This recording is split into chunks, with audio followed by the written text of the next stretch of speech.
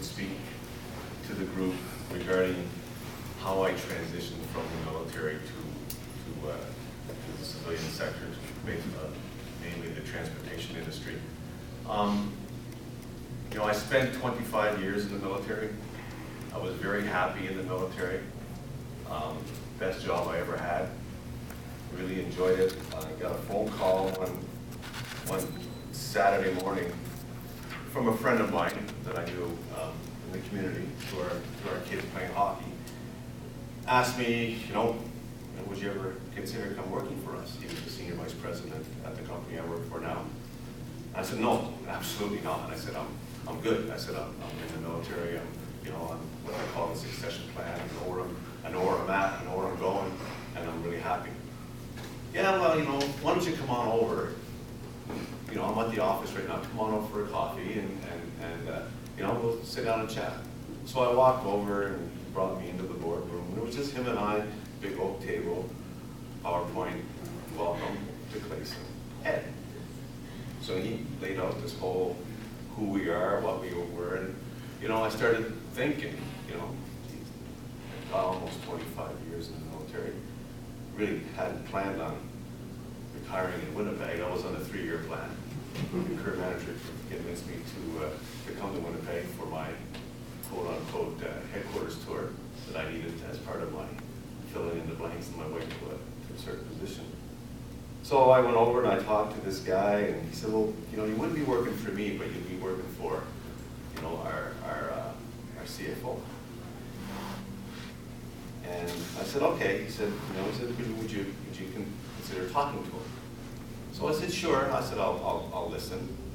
And so he called me up a few weeks later, and I went down to the office, and I spoke to him, and he was asking me questions about my career and where I've been and what I've done and all this kind of stuff. And I said to him, I said, sir. He goes, well, don't call me sir. I said, well, I'm in the military. I call it quits. And I said, I don't know the front end of a truck from the back end of the truck. He goes, yeah, I know. He says, but that's not what we want. He says, there's lots of people out there that do. They were looking to hire me as a director of maintenance. Okay, I did fix airplanes for a living when I was in the military. And so I do know transportation because my last fleet was on our transport Hercules fleet. So I knew about transportation.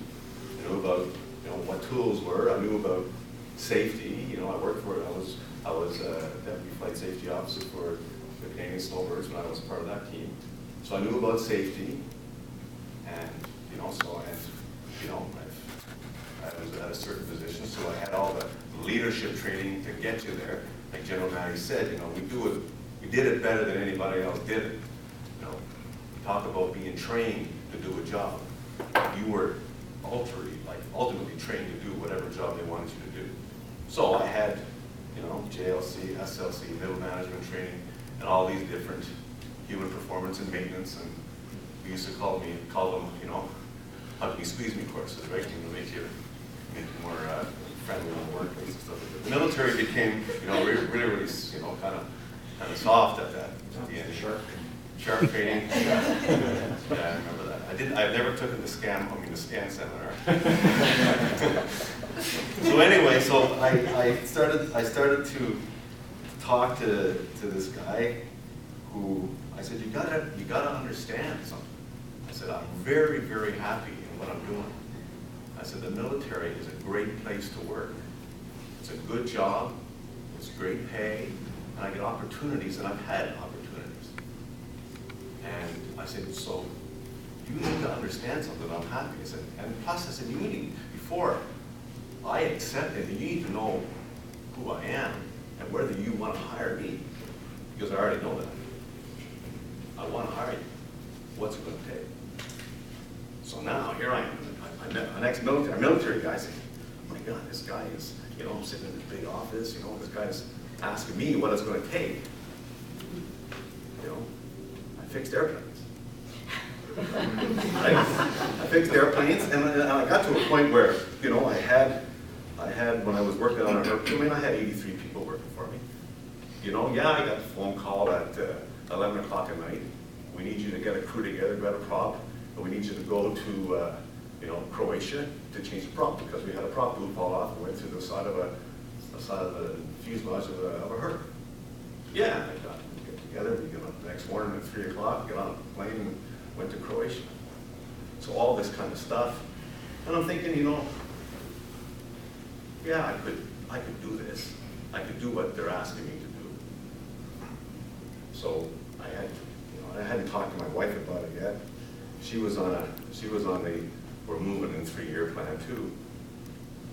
So I sat at work one day, and I remember sitting in front of my computer, and I had this long letter written up to Colonel Dave Miller. I don't know if you know him, sir, but yeah, he was if you're, please say hi. He was a very good friend of mine, and I felt such loyalty to this guy, Dave Miller, because he put so much trust and so much faith in me.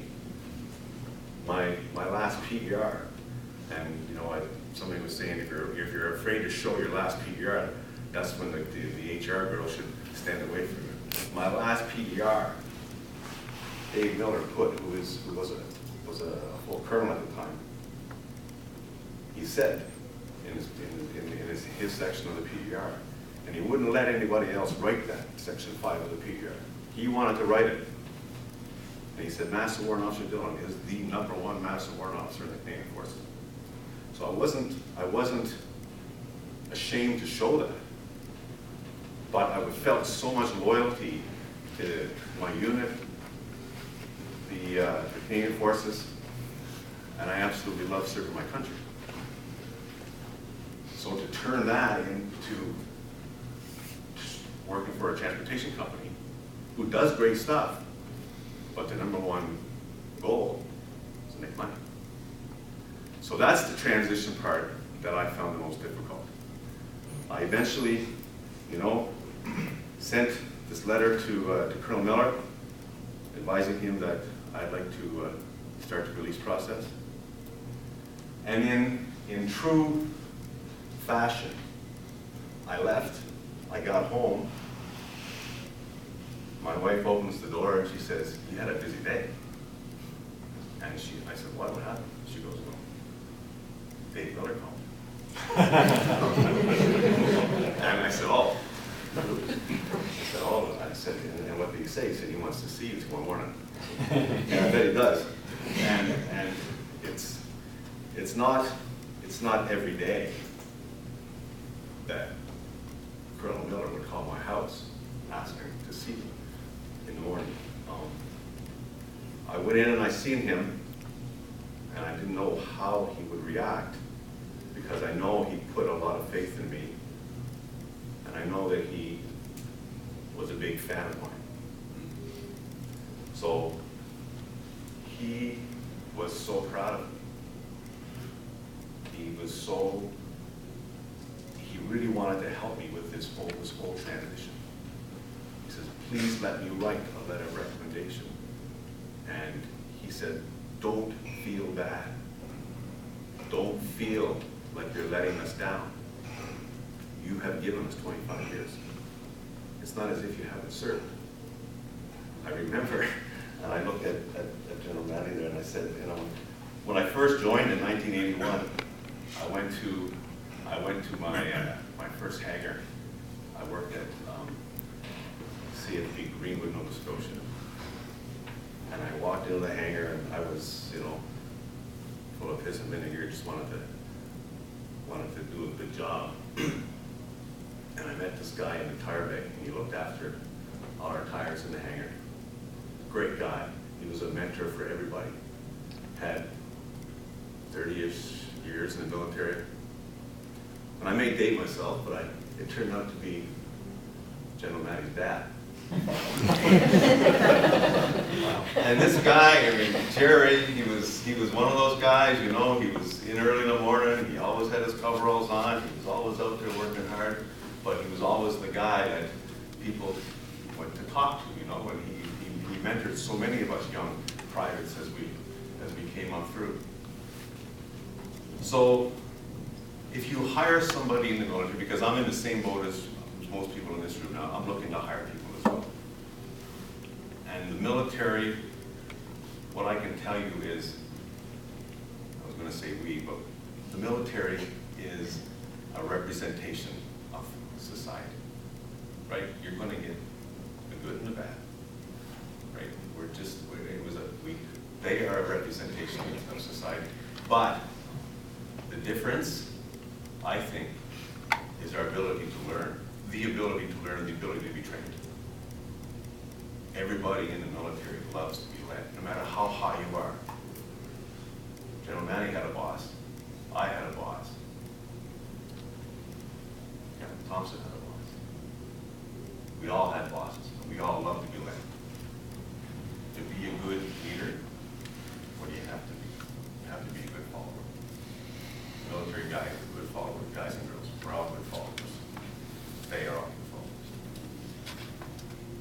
I would say give them a chance, because I loved where I worked in the military. I love serving my country. And where I work now, they sure do appreciate what I'm